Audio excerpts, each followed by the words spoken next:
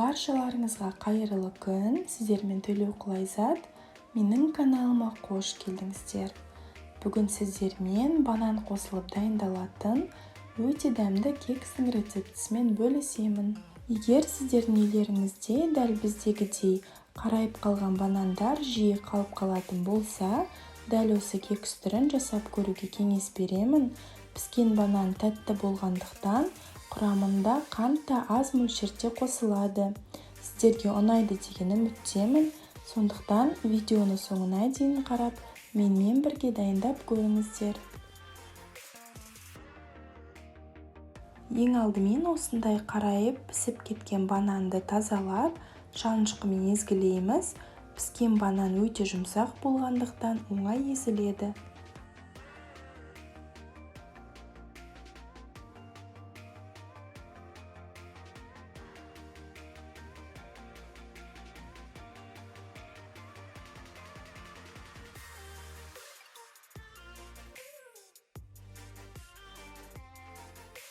Кейін оған шымшым тұз, жұмыртқа және де қантты қосып венчикпен араластырып аламыз.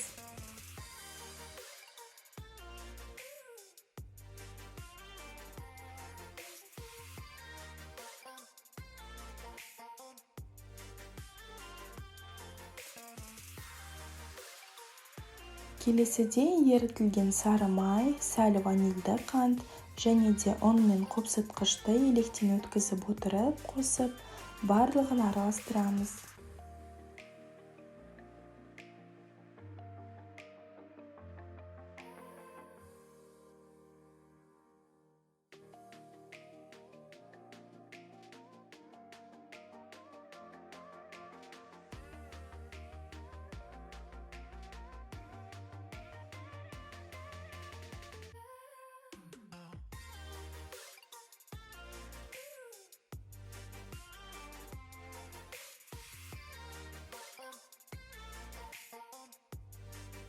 Қалауларыңыз бойынша түрлі жаңғақ түрлерін қолдансаңыздар болады. Мен грек жаңғағын қостым. Қажетті мөлшерді 2 бөлікке бөліп, жартысын қамырға бірден қосып араластырамыз, ал екінші бөлігін кейін үстіне себетін боламыз. Міне енді арнайы кекске арналған осындай немесе басқа да өздеріңіздің қолдарыңызда бар формаға пергамент қағазын төсеп, қамырды құйып, үстіне қалған жаңғақты себеміз.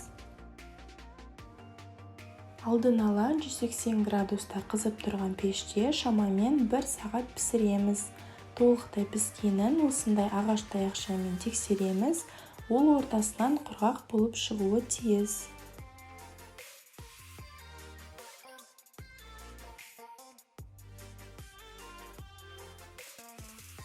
Біздің банан қосылған өте дәмді кексіміз дайын. Ұсынар алдында үстіне қант ұнтағын сепсеңіздер болады. Құрамында қант аз болса да, піскен банан қосылған арқасында ерекше тәтті, әрі ортасы жұп-жұмсақ болып шығады. Дәл осы кекс менің үйдегі жиі дайындайтын тәттілерімнің бірі, және де сіздерге де міндетті түрде бір рет болсын дайындап көруге кеңес беремін. Ұнайтынына сенімдімін. Егер де сіздерге рецепт ұнаған болса, менің каналыма тіркеліп, лүпіл басып, комментарий қалдыруды ұмытпаңыздар. Және де алдағы рецепттерді жіберіп алмас үшін міндетті түрде қоңыраушаны басыңыздар. Сіздермен болған Төлеуқұл Айзат. Баршаңызға сәттілік.